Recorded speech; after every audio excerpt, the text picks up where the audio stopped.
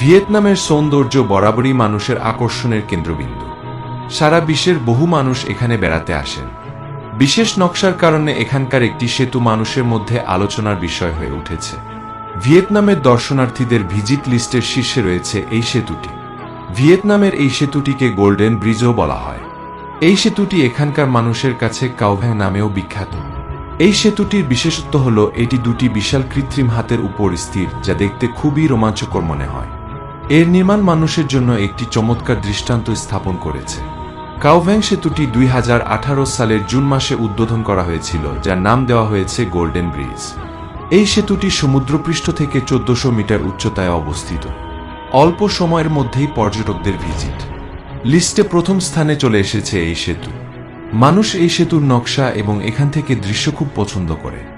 অনেক সময় এই সেতুতে দাঁড়িয়ে বিস্ময় এবং উদ্দীপনায় ভরে যায়।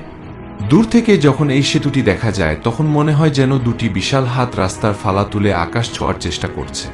এই সেতুটিকে আরও সুন্দর করতে এর দুই পাশে লোবেলিয়া ক্রিসান্থেমাম নামের ফুল লাগানো হয়েছে এবং একই ফুল এই সেতুর সৌন্দর্য বাড়িয়ে দিচ্ছে। এই ব্রিজটি দেখার পরে আপনি এটি থেকে চোখ সরাতে পারবেন না এবং আপনি বারবার এটি দেখতে ভিয়েতনামে যাবেন। সুতরাং আপনি যদি ভবিষ্যতে সুযোগ পান তবে ভিয়েতনামের এই জায়গাটি ঘুরে আসুন। ভিডিওটি ভালো লাগলে লাইক করে দিবেন এবং আরও এরকম ভিডিও দেখার জন্য চ্যানেলটিকে সাবস্ক্রাইব করে দিবেন।